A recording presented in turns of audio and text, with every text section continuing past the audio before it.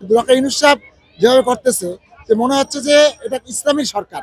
Doctor ইউনূসকে আমরা 10 বছর না, আল্লাহ তাআলা তাকে যতদিন হায়াত দিছে 20 বছর থাকলে 20 বছর, যদি কেউ নির্বাচনের কথা বলে আমি নিজে ওর মুখ ভেঙে ফেলাবো। কারণ আমরা চাই ডক্টর ইউনূসকে। ডক্টর ইউনূস হচ্ছে মুসলমানের সরকার, আল্লাহ তাআলার বাহিনী। আমি মনে করি রাসূল সাল্লাল্লাহু আলাইহি ওয়াসাল্লামের জানি না ডক্টর ইউনূস আল্লাহ তাআলা কি মনে করে তাকে পাঠাইছে। মানে আমরা মনে মনে যাকে চাইছি আল্লাহ সুবহানাহু ওয়া তাআলা ডক্টর ইউনূসকে ওইভাবেই পাঠাইছে। আমি মনে করি আমার যদি কোনো সন্তান হয় আমি ওই ছেলের নাম রাখবো ডক্টর ইউনূস।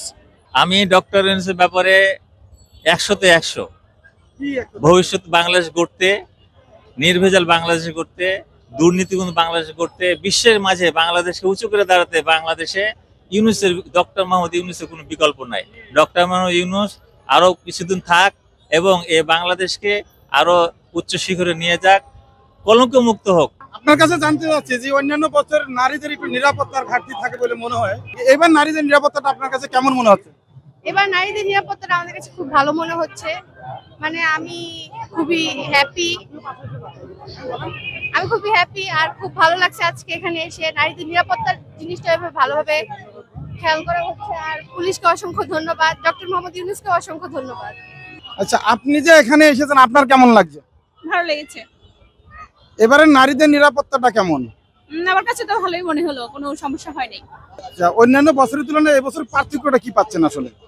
পার্থক্য এবছর আগের বছরের থেকে এবছর মানে বেশি সিকিউর ফিল করছি।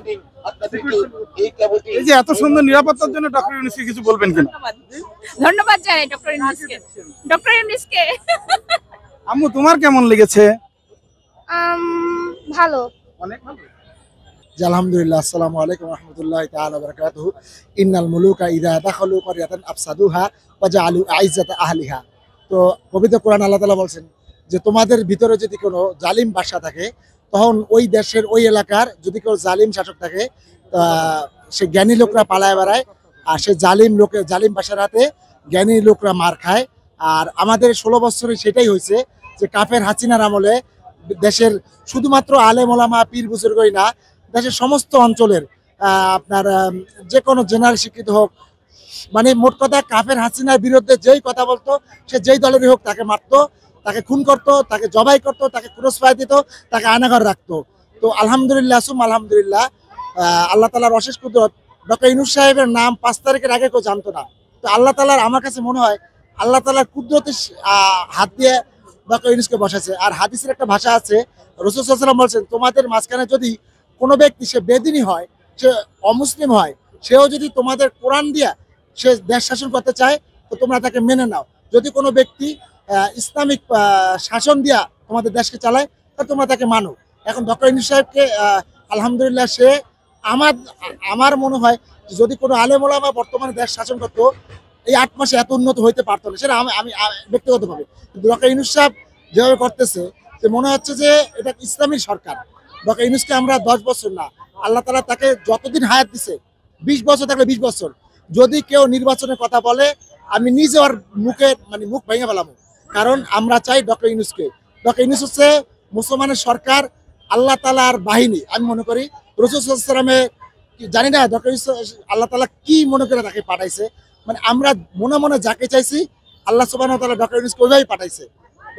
আমি মনে করি আমার যদি কোনো সন্তান হয় আমি ওই ছেলের নাম রাখবো ডক্টর ইউনূস। ডক্টর ইউনূস সম্পর্কে কিছু বলবেন কিনা?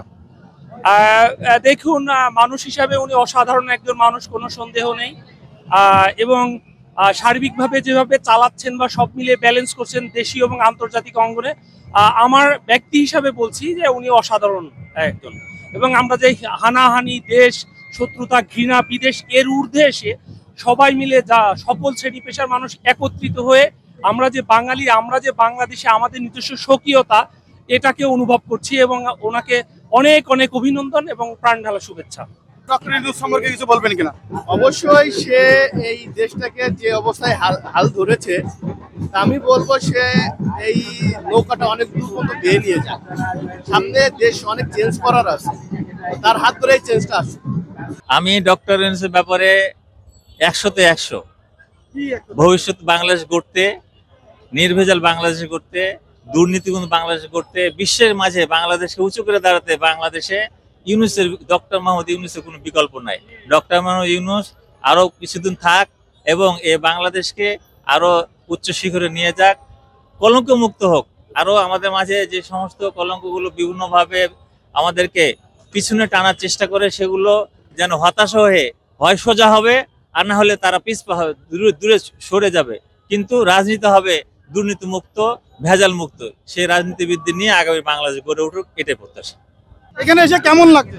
ভালো লাগছে। নারীদের নিরাপত্তাটা কেমন আমি আসলাম মাত্র, বলতে পারছি। দেখেননি এখনো পর্যন্ত? প্রিয় দর্শক, এখন এসেছে, এই জন্য নারীদের নিরাপত্তাটা সম্পর্কে বলতে পারছে না। আনন্দ শোভাযাত্রার নামটা এবার কেমন লাগছে? আর নামটা শুনেই মনে হচ্ছে যে আনন্দ, যে আসবে এখানে আনন্দ সে উপভোগ করতে পারবে। আচ্ছা, এখানে এসে অন্যান্য বছরের সাথে এবছরে কি পার্থক্য পাচ্ছেন? এইবার সবাই খুবই হাস্যোজ্জ্বল, টেনশন নেই এবং শোভাযাত্রাকে উপভোগ করতেছে প্রপার ভাবে, সঠিক ভাবে। এত সুন্দর একটি প্রোগ্রাম উপহার দেওয়ার জন্য ডক্টর ইউনূসকে কিছু বলবেন কিনা? ধন্যবাদ প্রফেসর স্যারকে, ডক্টর মোহাম্মদ ইউনূস স্যারকে এত সুন্দর তার গাইডলাইন দেওয়ার জন্য। আর আশা করি যে ভবিষ্যতে এই আনন্দ শোভাযাত্রাটা এইভাবেই চলবে। এই প্রোগ্রামে এসে আপনার কেমন লাগছে? আমার অনেক ভালো লাগছে দীর্ঘদিন পরে এরকম একটা প্রোগ্রাম হতে। আপনি কি প্রতি বছর আসতেন?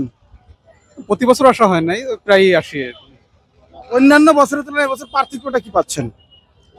এবছর পার্থক্য তেমন একটা নাই, অনেকটা একই রকম। মানুষের মধ্যে উন্মাদনা আছে, মানুষ স্বতঃস্ফূর্তভাবেই প্রতি বছরের মতো এবারেও এই প্রোগ্রামে অংশগ্রহণ করেছে। হ্যাঁ, এত সুন্দর একটা প্রোগ্রাম বাস্তবায়নের জন্য ডক্টর ইউনূসকে কিছু বলবেন কিনা?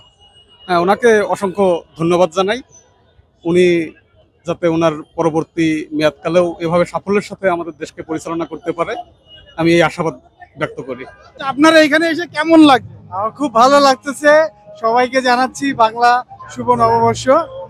আর সবাই খুব আনন্দ করতেছে। এরকম আনন্দ শোভাযাত্রা এর আগে আমি কখনো দেখিনি। আমি প্রতিবারই আসি, এবার আমি আমার স্ত্রীকে সাথে নিয়ে আসছি, খুব ভালো লাগতেছে। এই আনন্দ শোভাযাত্রা এসে আপনার কেমন লাগছে? আসলে আনন্দ শোভাযাত্রা এবার একটু অন্যরকম লাগছে, কেন জানি না। নিজের ভিতর থেকে ফিলটা একটু অন্যরকম। ওসব দেশ নতুন আরেকবার স্বাধীন হয়েছে তো, মানে এটা আসলে বলে বোঝানো অপেক্ষা রাখে না। অন্যান্য বছরের সাথে এই বছরের কি পার্থক্য পাচ্ছেন?